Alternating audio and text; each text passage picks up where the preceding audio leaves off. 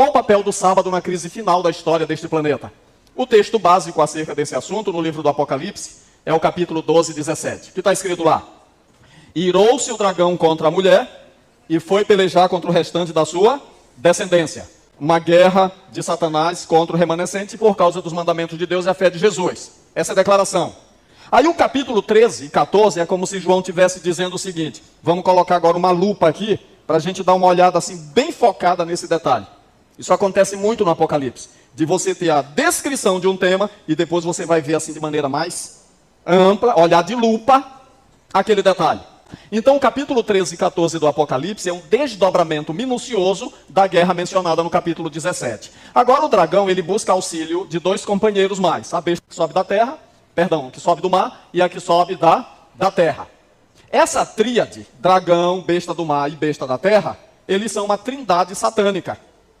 E eles vão fazer uma contrafação da obra da trindade verdadeira, do Pai, do Filho e do Espírito Santo. Vocês já sabem disso. Agora, qual é a razão do dragão, da besta do mar e da besta da terra atacarem o remanescente? Os capítulos 13 e 14 não nos deixam qualquer dúvida. Sabe qual é a razão central? Adoração. Adoração. Existem 7 ocasiões diferentes, aí estão os versículos 13, 4, 8, 12, 15, capítulo 4, 14, 9 e 11. 7 chamadas do dragão para ser o quê? Adorado. O dragão quer ser adorado, a besta que sobe do mar quer ser adorada, e a besta da terra trabalha para a adoração desses outros poderes. Ok? Esse é o contexto. Agora, o texto desses capítulos fala sobre a adoração ao dragão, à besta e a imagem que eles fazem. Em contraste com esse apelo, que é proferido 7 vezes, Deus faz apenas um único apelo para ser adorado. E para onde esse apelo? 14:7. Temei a Deus e dai-lhe glória, pois é chegada a hora do seu juízo. E adorai aquele que fez o céu, a terra, o mar e tudo que neles há. Então, essa linguagem do chamamento para adoração ela é importante. Então, veja bem, tudo que está escrito nos capítulos 12 a 14 focaliza esse chamado para adoração. A adoração é de forma patente a questão central envolvida na crise derradeira da história desse planeta. Agora, a linguagem do apelo vem de onde? De Êxodo 20, de 8 a 11. Os 10 mandamentos. O que está escrito em Êxodo 20, de 8 a 11? Lembra-te do dia de sábado para o santificar. 6 dias trabalharás e farás toda a tua obra. Mas o 7º dia é o sábado do Senhor teu Deus. Não farás nenhuma obra, nem tu, nem teu filho, nem tua filha, nem o teu boi, nem o teu jumento, nem o teu servo, nem o estrangeiro das tuas portas para dentro. Porque em 6 dias fez o Senhor o céu, a terra, o mar e as fontes das águas. E no 7º dia ele descansou da sua obra. Portanto, o Senhor Deus descansou, abençoou e santificou o dia de sábado. Pronto, até aí está tudo bem. Agora a questão aqui é a seguinte. Os paralelos de Apocalipse 14:7 com o Antigo Testamento. Agora vem uma pergunta.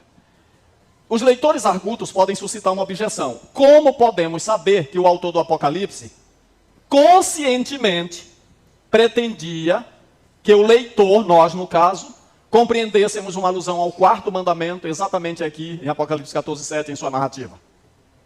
João está, de fato, aludindo a Êxodo 20, ao 4º mandamento? Sabe qual é a razão da pergunta? É que se você ler o Salmo 146, verso 6, 46, verso 6, diz assim, ó. Que fez, bem-aventurado aquele que tem o Deus de Jacó por seu auxílio, cuja esperança está no Senhor seu Deus, que fez os céus e a terra, o mar e tudo que neles há, e mantém para sempre a sua fidelidade. Então, vamos agora descobrir de onde João tirou a sua alusão. Salmo 146 e Êxodo 20 tem paralelismos verbais com Apocalipse 14:7? Tem ou não tem? Tem. Qual é o paralelismo verbal? Que ele criou céu, terra, mar, fonte das águas. Isso aparece nos 3 textos, sim ou não? Sim. A pergunta, então, é a seguinte. Dá para definir aí a quem João está se referindo? Sim ou não? Ainda não. Não dá para eu dizer se é a Êxodo 20 ou se é a Salmo 146. Bom, uma vez que o paralelismo verbal não define, eu preciso ir para o paralelismo temático. Então, eu tenho que olhar Êxodo 14:7 Apocalipse 14, 7 e Êxodo 20, e me perguntar, existem paralelismos temáticos entre eles? Sim. Quais são os paralelismos de temas? Por exemplo, lá em Êxodo, nós temos os 10 mandamentos. E ali há 3 motivações para a obediência. Primeiro, a motivação da salvação. Eu sou o Senhor teu Deus que te tirei da casa do Egito, da terra da servidão. Isso é salvação. Salvação. Aí depois vem a obediência, né? A obediência. Ok? E depois ele fala sobre juízo ali também. Então nós temos 3 motivações. Então a primeira motivação é a salvação. Em segundo lugar tem a menção do juízo. Eu sou aquele que visita a iniquidade dos pais nos filhos. Ok? Segundo o paralelismo temático. Terceiro, a motivação da criação. O 4º mandamento fala da criação. Então, os paralelismos temáticos são obediência, né? Juízo, ou salvação, juízo e criação. A pergunta é, eu acho isso no Salmo 146? Acho. Acho isso em Apocalipse 14, 7? Sim. O evangelho eterno é a salvação. Chegou a hora do seu juízo. E adorai o Criador. Olha a igualdade de paralelismos temáticos. Mas o detalhe é que isso aí eu também acho no Salmo 146. Ali tem um tema da salvação, tem o tema da criação e tem um tema do juízo. Agora eu faço a mesma pergunta. Dá para definir até aqui a quem João está aludindo? Ainda não. Porque eu tenho igualdade verbal e igualdade temática. Então só me resta uma alternativa.